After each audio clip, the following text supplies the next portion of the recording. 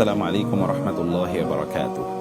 বিসমিল্লাহ ওয়াসসালাতু ওয়াসসালামু আলা রাসূলিল্লাহ ওয়া আলা আলিহি ওয়া সাহবিহি ওয়া মান ওয়ালা, আম্মা বা'দ। সবাইকে আন্তরিক প্রীতি, শুভেচ্ছা এবং অভিনন্দন জানাচ্ছি আজকের ক্লাসে ইনশাআল্লাহ আমরা ইমাম নববীর 40 হাদিসের অষ্টম হাদিসটি পড়ব ইনশাআল্লাহ। এর ব্যাখ্যা জানব এবং এর প্রায়োগিক দিকগুলো ইনশাআল্লাহ বোঝার চেষ্টা করব। তাহলে চলুন আমরা ইনশাআল্লাহ আজকের হাদিসের মূল টাইটেল অর্থাৎ যে শিরোনামে হাদিসটি রয়েছে সেই শিরোনামটি জানি এবং হাদিসের টেক্সট জানবো, এর অর্থ জানবো এবং আমাদের জীবনে এর বাস্তবায়ন কীভাবে হবে সে বিষয়গুলো আমরা জানার চেষ্টা করব। আজকের যে হাদিসটি আমরা জানবো, এই হাদিসের মূল বক্তব্য হচ্ছে রাসূলুল্লাহ সাল্লাল্লাহু আলাইহি ওয়াসাল্লাম আল্লাহর দ্বীন এই সমাজে প্রচার এবং প্রতিষ্ঠার জন্য আদিষ্ট হয়েছেন এবং এই প্রচার এবং প্রতিষ্ঠা করতে গিয়ে কখনো কখনো তাকে যুদ্ধের মুখোমুখি হতে হয়। যুদ্ধ কেবলমাত্র মানুষকে হত্যার ইস্যু নয়, যুদ্ধ হচ্ছে মানুষকে সত্য জানতে তাদেরকে সাহায্য করা, কখনো কখনো মানুষকে সত্য জানতে বাধ্য করা বা তাদেরকে উদ্বুদ্ধ বা অনুপ্রাণিত করা। যেমন ধরুন, আপনি যখন রাস্তায় চলেন তখন আপনি কিন্তু বাধ্য হন রাস্তার যে আইন রয়েছে, নিয়ম রয়েছে, সে নিয়ম অনুসারে চলা। আপনি যখন ধরুন বাজারে যান, যদি আপনি কোনো পণ্য কিনতে চান অথবা কোনো পণ্য বিক্রি করতে চান, তাহলে কিন্তু আপনাকে একটা কমপ্লাই করতে হয়। কোনো রাষ্ট্রে বসবাস করতে হলে সেখানে অনেক রুলস এবং রেগুলেশন আছে যেগুলোকে কমপ্লাই করে আপনাকে চলতে হয়। ঠিক এখানেও এরকম মানুষকে ভালো কাজ করতে বাধ্য করা, এর জন্যে রাসূলুল্লাহ সাল্লাল্লাহু আলাইহি ওয়াসাল্লাম তিনি কখনো কখনো আল্লাহর পক্ষ থেকে আদিষ্ট হয়েছেন, সেই বিষয়গুলো এখানে বলা হচ্ছে। কিন্তু আলটিমেটলি কে কোন উদ্দেশ্যে কী কাজ করে সেটি তো আল্লাহ সুবহানাহু ওয়া তাআলা জানেন এবং আলটিমেটলি আল্লাহর সামনে গিয়ে মানুষকে বিচারের মুখোমুখি হতে হবে। সেই বক্তব্যগুলো এই হাদিসে বলা হচ্ছে। খুবই বিখ্যাত হাদিসটি। চলুন আমরা এবার হাদিসের টাইটেল এবং হাদিসের মূল টেক্সট, তার অর্থ এবং তার শব্দার্থগুলো জানি ইনশাআল্লাহ।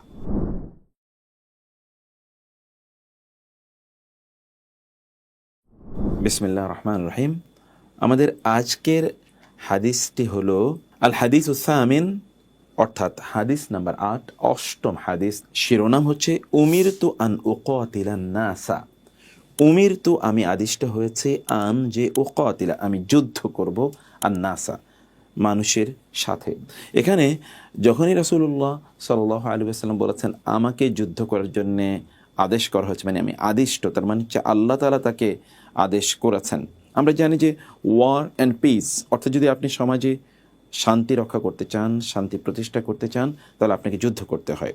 কখনো যুদ্ধ অন্যায়ের বিরুদ্ধে, কখনো যুদ্ধ হচ্ছে অন্ধকারের বিরুদ্ধে, কখনো অজ্ঞতার বিরুদ্ধে যুদ্ধ, কখনো জুলুম নির্যাতনের বিরুদ্ধে যুদ্ধ, কখনো অপরাধের বিরুদ্ধে যুদ্ধ, কখনো গুনাহ, ব্যভিচার, পাপাচার ইত্যাদির বিরুদ্ধে যুদ্ধ, কখনো নফসের বিরুদ্ধে যুদ্ধ। ইত্যকার যুদ্ধ কিন্তু আমাদেরকে চালিয়ে যেতে হয়, অব্যাহতভাবে যুদ্ধ করতে হয়। রাসূলুল্লাহ সাল্লাল্লাহু আলাইহি ওয়াসাল্লামকে আল্লাহ তাআলা জানিয়ে দিয়েছেন কোন কোন বিষয়ে তিনি যুদ্ধ করবেন, কারণ যুদ্ধের প্রায়োরিটি লিস্ট আছে, সে কথা তিনি জানিয়ে দিয়েছেন। অতএব হাদিসের মূল টাইটেল হচ্ছে উমিরতু আন উকাতিলান নাসা। উমিরতু আন উকাতিলান নাসা, টাইটেলটি ভালো করে মুখস্থ করে নিন। উমিরতু আন উকাতিলান নাসা, উমিরতু আন উকাতিলান নাসা, উমিরতু আন উকাতিলান নাসা, উমিরতু আন উকাতিলান নাসা, উমিরতু আন উকাতিলান নাসা। গুড। এবার আমরা হাদিসের মূল টেক্সটটি একটু দেখি। মূল হাদিস বা হাদিসের টেক্সট হলো আন ইবনে উমর রাদিয়াল্লাহু তাআলা আনহুমা আন্না রাসূলুল্লাহ সাল্লাল্লাহু আলাইহি ওয়াসাল্লাম قال أمرت أن أقاتل الناس حتى يشهدوا أن لا إله إلا الله وأن محمد رسول الله ويقيموا الصلاة ويؤتوا الزكاة فإذا فعلوا ذلك عصموا مني دماءهم وأموالهم إلا بحق الإسلام وحسابهم على الله تعالى. رواه البخاري الرقم 25 ومسلم رقم 22। এই হচ্ছে হাদিসের টেক্সটটি। এবার আমরা হাদিসের টেক্সটের পাশাপাশি হাদিসের অর্থগুলো বোঝার চেষ্টা করব। আন ইবনে উমর, মানে হাদিসটি আব্দুল্লাহ ইবন উমর রাদিয়াল্লাহু তাআলা, অর্থাৎ ওমর রাদিয়াল্লাহু তাআলার ছেলে আব্দুল্লাহ থেকে বর্ণিত। যখন বর্ণিত বলা হয় তার মানে হচ্ছে এর আগে একটি রুভিয়া, রুভিয়া, রুভিয়া অর্থাৎ বর্ণিত আছে, বর্ণনা করেছেন, এরকম একটি কিছু এখানে উজ্জ্ব আছে। বর্ণনা করা হয়েছে কার পক্ষ থেকে? আব্দুল্লাহ ইবনে উমর রাদিয়াল্লাহু তাআলা আনহুমা। আন্না রাসূলুল্লাহ সাল্লাল্লাহু আলাইহি ওয়াসাল্লাম, আন্না যে বা নিশ্চয়ই, রাসূলুল্লাহ সাল্লাল্লাহু আলাইহি ওয়াসাল্লাম ক্বালা তিনি বলেছেন, রাসূলুল্লাহ সাল্লাল্লাহু আলাইহি ওয়াসাল্লাম বলেছেন, উমিরতু শব্দটি আমর থেকে এসে, আমর মানে হচ্ছে নির্দেশ, আমর নির্দেশ, উমিরতু আমি নির্দেশিত হয়েছে, I have been commanded, ordered. কে তাকে নির্দেশ প্রদান করেছে তা তিনি বলেননি। রাসূল কি নির্দেশ কে করতে পারে? আল্লাহ কেবল তাকে নির্দেশ প্রদান করেন। এই জন্য তিনি বলেছেন উমিরতু আমাকে নির্দেশ করা হয়েছে। কে নির্দেশ করা হয়েছে? আন যেন উকাতিলা আমি যুদ্ধ করি, মুকাতালা যুদ্ধ করা, এটা হত্যা করা নয়, এর হত্যার হচ্ছে কতল করা, এটা হচ্ছে উকাতিলা মুকাতালা কেতাল যুদ্ধ, যুদ্ধ করতে আমাকে আদেশ করা হয়েছে আন্নাসা মানুষের সাথে, হাত্তা যতক্ষণ আনথিল, এটি একটি অবজেক্টিভ বোঝায়, অবজেক্ট মানে গোল, মানে কেন আপনি যুদ্ধ করবেন, যুদ্ধ করার উদ্দেশ্য কি? অনেকে যুদ্ধ করে দুনিয়ার জন্যে, অনেকে যুদ্ধ করে নিজের ব্যক্তি স্বার্থের জন্যে, কেউ কেউ যুদ্ধ করে জুলুমতন্ত্র প্রতিষ্ঠা করার জন্যে। আপনি কী জন্য যুদ্ধ করছেন? কেউ হয়তো বা অপরাধ করার জন্য যুদ্ধ করছে, কেউ হয়তো বা তার অন্যের সম্পদ কুক্ষিগত করা অথবা অন্যের অধিকারকে হরণ করা ইত্যাকার জন্য যুদ্ধ করছে। গোটা পৃথিবী জুড়ে কিন্তু যুদ্ধ চলছে, আপনি কোনো জায়গায় দেখবেন না যেখানে যুদ্ধ নাই। কিন্তু রাসূলুল্লাহর সাল্লাল্লাহু আলাইহি ওয়াসাল্লাম তার অবজেক্টিভ কি? হাতটা কিন্তু অবজেক্টিভ বোঝায়, লক্ষ্য বোঝায়, মানে why in order to achieve, কি অ্যাচিভ করার জন্যে? ইয়াশহাদু আল্লা ইলাহা ইল্লাল্লাহ, এক নাম্বার যতক্ষণ না মানুষ সাক্ষ্য দেয়, হাত্তা ইয়াশহাদু যতক্ষণ দে উইটনেস, আন যে লা ইলাহা ইল্লাল্লাহ আল্লাহ ছাড়া কোনো ইলাহা নাই, ওয়া আন্না এবং মুহাম্মাদুর রাসূলুল্লাহ মুহাম্মদ সাল্লাল্লাহু আলাইহি ওয়াসাল্লাম আল্লাহর রাসূল, এই সাক্ষ্য যতক্ষণ পর্যন্ত লোকেরা না দেবে, এবং এখানে কিন্তু সীমাবদ্ধ নয়। দুই, ওয়া ইউকিমুস সালাতা, ওয়া এবং ইউকিমু তারা কায়েম করবে as-সালাতা নামাজ। তিন কি? ওয়া ইউতু এবং তারা প্রদান করবে আজ-যাকাত যাকাত। মানে এই তিনটি জিনিস যতক্ষণ পর্যন্ত লোকেরা না করবে ততক্ষণ তাদের বিরুদ্ধে যুদ্ধ করতে আমাকে আদেশ করা হয়েছে, আমি আদিষ্ট হয়েছে। তাহলে কেবলমাত্রই আপনি সাক্ষ্য দিলেই, মানে আপনি নিজকে মুসলিম হিসেবে দাবি করলেই কাজ হবে না, আপনাকে সলাতও আদায় করতে হবে। কেবল মুসলিম হিসেবে দাবি করলেন, সলাত আদায় করলেন, কিন্তু জাকাত প্রদান করলেন না, তাইলেও আপনি কিন্তু যুদ্ধের মুখোমুখি হয়ে যাবেন। এখন প্রশ্ন হলো এই যুদ্ধ কেন করতে বলা হয়েছে?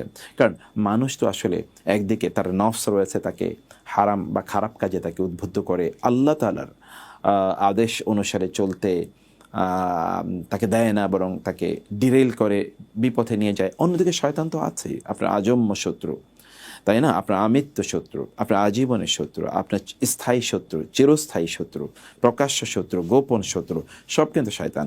ফলে এই শয়তান আছে এবং রয়েছে নফস, আর চারিদিকের তো বিভিন্ন ধরনের, ধরুন আপনার শয়তানের যে ফলোয়ার্স এবং তার এজেন্ডা বাস্তবায়ন করে এরকম লোকেরা আছে, এরা কিন্তু আপনাকে কোনো অবস্থায় ভালো থাকতে দেবে না, আপনাকে আল্লাহর পথে থাকতে দেবে না। ফলে মানুষ কখনো কখনো বুঝে, কখনো না বুঝে তারা কিন্তু আল্লাহ বিদ্রোহী বা আল্লাহ দ্রোহী হয়ে যায়। আর আল্লাহ দ্রোহী হলে আপনার সমস্যাটা কোথায় জানেন? সমস্যা হলো আপনার এই দুনিয়ার জীবনটি প্রচণ্ড কনস্ট্রিক্টেড হবে, প্রচণ্ড ন্যারো হবে, খুবই হতাশাগ্রস্ত আপনি থাকবেন খুবই বিপদগ্রস্ত, আপনি কোথাও কোনো সুখ থাকবে না, কোনো শান্তি থাকবে না, প্রশান্তি থাকবে না। ফলে আপনি দুনিয়ার জীবনে খুবই কষ্টকর জীবন যাপন করবেন। হতে পারে আপনি বিত্ত বৈভবের মধ্যেও আছেন, কিন্তু এগুলো কোনোটাই আপনাকে শান্তি প্রদান করবে না। এটি এক। আর আখেরাত, সুবহানাল্লাহ, যেটা অনাদি অনন্ত, যেটা থেকে কোনো ফিরে আসার কোনো সুযোগও নেই এবং সেটা কোনো শেষও নেই। যে ধরুন আপনি 1000 কোটি বছর পর আপনি আর থাকবেন না, শেষ হয়ে যাবেন, তখন আপনার যন্ত্রণা আর আপনি ভোগ করতে হবে না, না, এটা অনাদি অনন্ত। এটার উদাহরণ দিতে গিয়ে আমাদের সালাফরা আমাদেরকে বলেছেন যে এমন যে গোটা আসমান এবং জমিন যদি ধরুন তিল সরিষার দানা দিয়ে যদি ভর্তি করে দেওয়া হয় এবং প্রতি 40 বছর পর পর যদি একটি পাখি এখান থেকে একটি করে সরিষার দানা নিয়ে যায়, তাহলে গোটা আসমান এবং জমিনের সকল সরিষার দানা নিতে যত সময় লাগবে তার চেয়ে বেশি সময়ে মানে হচ্ছে আপনাকে জাহান্নামে অথবা জান্নাতে থাকতে হবে। মানে এটা আনএন্ডিং, শেষ নাই। তাহলে সেই জায়গার জন্য আপনার প্রস্তুতি কী? এই জন্য আপনাকে কখনো কখনো ভালো কাজ করতে হয়। বাচ্চারা যখন খেতে চায় না তখন আপনি কিন্তু তাদেরকে বাধ্য করেন, যখন তারা পড়তে চায় না তখন তাকে বাধ্য করেন। ওস্তাদরা, টিচাররা তাদের ছাত্রদেরকে পড়তে বাধ্য করে, অথবা তারা যেন পরীক্ষায় অন্যায় কোনো মিন্স গ্রহণ না করে তাদেরকে সেক্ষেত্রে বাধ্য করে। ফলে ভালো কাজ করতে কখনো কখনো বাধ্য করতে হয় মানুষকে। এই জন্যে আল্লাহ তাআলা তো সবচেয়ে বেশি কল্যাণকামী মানুষের, কারণ তিনি স্রষ্টা, মানুষের সব কিছু তিনিই দিচ্ছেন। এবং রাসূলুল্লাহ সাল্লাল্লাহু আলাইহি ওয়াসাল্লাম দ্বিতীয় সবচেয়ে বেশি কল্যাণকামী মানুষের জন্য, রহমাতাল্লিল আলামিন। আল্লাহ রহিম, রহমান, রাসূল হলেন রহমাতাল্লিল আলামিন। ফলে রাসূলুল্লাহ সাল্লাল্লাহু আলাইহি ওয়াসাল্লাম যুদ্ধ করেছেন মানুষকে সঠিক পথে আনার জন্য, মানুষকে কল্যাণের পথে আনার জন্য। সেটি তাহলে এক নম্বর কি, ইয়াশহাদু আল্লা ইলাহা ইল্লাল্লাহ ওয়া আন্না মুহাম্মাদার রাসূলুল্লাহ, আল্লাহ এবং আল্লাহ রাসূল এর প্রতি সমানভাবে বিশ্বাস বা ঈমান আনতে হবে। এখানে কোনো ধরনের তারতম্য করা যাবে না, একটু বেশি একটু কম এরকম কোনো কিছু করা যাবে না। দুই নম্বর কি, ওয়া ইউকিমুস সালাত, সালাতকে কায়েম করা। এ বিষয়ে আমরা আমাদের আগের লেকচারে, আগের ক্লাসে আমরা বলে এসেছি যে সালাত কায়েমের অর্থ কি। তিন নম্বর কি, ওয়া ইউতুজ যাকাত, যাকাত প্রদান করা। এবং এ ব্যাপারে আমরা আমাদের আগের একটা লেকচার সেটি ওমর ইবনুল খাত্তাব রাদিয়াল্লাহু তাআলা আনহু এর ছেলে আব্দুল্লাহ থেকে বর্ণিত, সেখানেও বুনিয়াল ইসলাম আলা খামসিন, ইসলাম 5টি ভিত্তির উপর প্রতিষ্ঠিত। সেই হাদিসে আমরা এগুলো নিয়ে বিস্তারিত আলোচনা করেছি। ইন্টারেস্টিং বিষয় হলো কি জানেন, ফাইদা, রাসূলুল্লাহ ইসলামের এই কথাটি খুবই গুরুত্বপূর্ণ। তিনি বলেন ফাইদা, অতঃপর যখন, ফাআলু যালিকা, তার এই কাজটি করবে। ইদা কিন্তু একটি সময়ের কথা বলা হচ্ছে, মানে ইফ ইউ ডু দিস, যদি আপনি এটি করেন, or when you do this, যখনই আপনি এটি করেন, ওয়েন এভার। ফাইদা ফাআলু যালিকা আসামু মিন্নি দিমাআহুম ওয়া আমওয়ালাহুম, কিন্তু তারা যদি এই কাজটি করে, অর্থাৎ তারা যদি কালেমা শাহাদা, অর্থাৎ তারা যদি ঈমান আনে এবং তারা যদি সালাত আদায় করে, তারা যদি যাকাত দেয়, তিনটা কিন্তু প্যারাল, কোনটা থেকে কোনটাকে আপনি আদায় করতে পারবেন না। এরপরে কি হবে, আসামু মিন্নি দিমাআহুম ওয়া আমওয়ালাহুম, তাইলে তার আসামু, তার রক্ষা করবে। ইসমত, এখান থেকে আমরা বলি মাসুম। মাসুম মানে হচ্ছে যিনি অপরাধ থেকে মুক্ত, তাই না, যিনি অপরাধ থেকে মুক্ত। তার আসামু, তারা মুক্ত রাখলো, তারা নিরাপদ রাখলো, তারা নিষ্কলুষ রাখলো, অথবা ধরুন তারা স্বাধীন রাখলো, মিন্নি, আমার থেকে, মানে আমার যুদ্ধ থেকে তারা বাঁচালো, রক্ষা করলো, দিমা আহম, তাদের রক্ত। দিমা শব্দের দামন এর বহুবচন, দাম, দাম, দম, আমরা বাংলাও বলি দম, দম দেয়া, দম দেয়া। আবার আমরা কতক্ষণ দম রাখতে পারেন, দমও আমরা বলে থাকি। দামন মূলত রক্ত। এবং এর জন্যে কেউ যদি হজ বা উমরা করতে গিয়ে কোনো ভুল করে, তাহলে তাকে দম দিতে হয়, দম ওয়াজিব হয়ে যায়। এটা হলো দাম। দামের বহুবচনের দিমা, তাদের রক্তসমূহ। ওয়া আমওয়ালাহুম, আমওয়াল শব্দটি মালের বহুবচনটা আমরা জানি। ওয়া আমওয়ালাহুম, এবং তাদের মাল, তাদের সম্পদ এবং তাদের জীবন আমার পক্ষ থেকে তারা নিরাপদ রাখলো। জীবনের ইস্যুটি কোথায়? জীবনের ইস্যুটি প্রথম দুটোর সাথে সম্পৃক্ত। কোন দুটো? একটা হচ্ছে তাকে অবশ্যই ঈমান আনতে হবে, 2 নম্বর হচ্ছে তাকে সালাত আদায় করতে হবে। এগুলো যদি করে, তাহলে তার কি রক্ত প্রবাহিত করা যাবে না, তাইলে অর্থাৎ তার বিরুদ্ধে কোনো যুদ্ধ চলবে না। যুদ্ধ চললে তো আপনি যদি অন্যায়ের পক্ষে দাঁড়ান, তাহলে কিন্তু আপনি নিহত বা হতাহত হতে পারেন, তাই না? তাইলে সেই ক্ষেত্রে হকের, সত্যের তো বিজয় হবেই। অতএব মিথ্যা অথবা অন্ধকার অথবা জলম তন্ত্র, এগুলো সবই পরাজিত হবে আলটিমেটলি। সে কারণে রাসূল ইসলাম বললেন, তারা যদি এগুলো করে, তাহলে তাদের রক্ত নিরাপদ থাকবে এবং তাদের সম্পদ নিরাপদ থাকবে। আদারওয়াইজ তাদের সম্পদ কিন্তু ক্রোক করা হবে। যেমন কীভাবে? যদি তারা যাকাত না দেয়, তাহলে তার সম্পদ ক্রোক করা হবে, সেজ করা হবে, এগুলো তখন জনগণের মাঝে ডিস্ট্রিবিউশন করে দেওয়া হবে। দ্বিতীয়ত হচ্ছে, তারা যদি ধরুন যুদ্ধ করে, তাহলে তাদের সম্পদগুলো যারা বিজয়ী হয়ে তাদের অধীনে চলে আসবে। অথবা তারা যদি এগুলো না করে, তাহলে তাদের উপর ট্যাক্স আরোপ করা হবে, জিজিয়া যেটিকে বলা হয়। এগুলো তাদেরকে সিকিউরিটি ট্যাক্স যেটি বা মিলিটারি ট্যাক্স, এর মাধ্যমে তাদেরকে আল্লাহর রাজত্বে থাকার জন্য তাদেরকে অনুমতি দেওয়া হবে। কারণ এই রাজত্ব কার? আল্লাহর। এটা কে দিয়েছেন? এই পৃথিবীর স্রষ্টাকে। এই বাতাসকে দিচ্ছেন, আলোকে দিচ্ছেন, সবই তো তিনি দিয়েছেন। অথবা আপনি কোনো একটা জমিনে এক টুকরো জায়গা কিনলেন, অথবা ধরুন একটা ফ্ল্যাট আপনি কিনলেন, এই জমিনটি আপনি কিনেছেন কারো কাছ থেকে হতে পারে, কিন্তু তিনি কোত্থেকে পেয়েছেন? এবং আলটিমেটলি জমিনকে কে সৃষ্টি করেছে? ধরুন আপনি যদি চাঁদের কথা বলেন, তাহলে চাঁদে আপনি এক টুকরো জায়গা কিনেন তো, অথবা যদি আপনি মঙ্গল গ্রহের কথা বলেন, সেখানে এক টুকরো জায়গা কিনেন তো, তা তো আপনি কিনতে পারবেন না, অথবা সেটা বসবাসের উপযুক্ত না। কিন্তু এটাকে কে বসবাসের উপযুক্ত করে দিল? আলটিমেটলি তিনি, এটা স্রষ্টা। এবং এখানে আলো আপনাকে দিচ্ছেন, বাতাস আপনাকে দিচ্ছেন, আপনার শরীর অঙ্গ প্রত্যঙ্গ দিচ্ছেন, আপনাকে তিনি বেঁচে থাকার সকল উপাদান দিচ্ছেন, এটি তো তিনিই দিচ্ছেন। সে কারণে কি হচ্ছে? সেই কারণে এই আপনার উপর তখন জিজিয়া আরোপ করা হবে, কারণ তার রাজত্বে আপনি থাকছেন, আপনাকে ট্যাক্স প্রদান করে। আপনি বলবেন, আমার কেনা জায়গা, আপনার কেনা কতটুকু? আপনার কেনা অতটুকুতেই আপনি চলুন তো দেখি, বাইরে আপনি যাবেন না। তা আপনাকে কে দিয়েছে? বলবেন যে এটা আপনার দেশ। আপনার দেশ কোত্থেকে আপনি পেয়েছেন? কে আপনাকে দেশ দিয়েছে? আপনার বাপ দাদা, আপনার পূর্বপুরুষরা, তারা এটা স্রষ্টা বা তারা এটাকে তৈরি করেছে? না, কেউ না। যিনি তৈরি করেছেন তিনি এগুলোর মালিক, অত বিধান তিনি আমাকে প্রদান করবেন। ইল্লা বিহাক্কিল ইসলাম, তবে যদি, এই কথাটি খুবই গুরুত্বপূর্ণ, রাসূলুল্লাহ সাল্লাল্লাহু আলাইহি ওয়াসাল্লাম বললেন ইল্লা বিহাক্কিল ইসলাম, তবে যদি আপনি মুসলিম, সালাত আদায় করেন, যাকাতও প্রদান করেন, কিন্তু কখনো কখনো ইসলামের কোনো ইস্যু চলে এসছে, তখন কিন্তু আপনার বিরুদ্ধে যুদ্ধ চলতে পারে। তখন যখন আপনি মুসলিম কিন্তু আপনি জুলুম করছেন, কারোর সম্পদ আপনি আত্মসাৎ করছেন, তখন কিন্তু ইসলামের বিধান আছে যেগুলো হুদুদ, মানে হুদুদ আইন, এই হুদুদ আইন তখন আপনার ব্যাপারে অ্যাপ্লাই হবে, যে বিষয়টা আমরা একটু পরে জানার চেষ্টা করব। তবে ফাইনালি রাসূল সাল্লাল্লাহু আলাইহি ওয়াসাল্লাম বললেন ওয়া হিসাবুহুম আলাল্লাহ, আর তাদের আলটিমেট বিচার করবেন কে? মহান আল্লাহ সুবহানাহু ওয়া তাআলা। ওয়া হিসাবুহুম, এবং তাদের হিসাব বা নিকাশ এটা হবে আলাল্লাহি, আল্লাহ তাআলার উপর। এই হাদিসটি ইমাম বুখারী বর্ণনা করেছেন, হাদিস নাম্বার 25, ইমাম মুসলিম বর্ণনা করেছেন, সেখানে হাদিস নাম্বার হচ্ছে 22। আলহামদুলিল্লাহ, আমরা হাদিসের টেক্সটটি খুব ভালো করে বিস্তারিতভাবে আমরা জানার এবং বোঝার চেষ্টা করলাম। এবার আমরা হাদিসের যে অর্থ রয়েছে, মানে সামগ্রিকভাবে অর্থ রয়েছে, সেই অর্থটি একবার দেখি ইনশাআল্লাহ।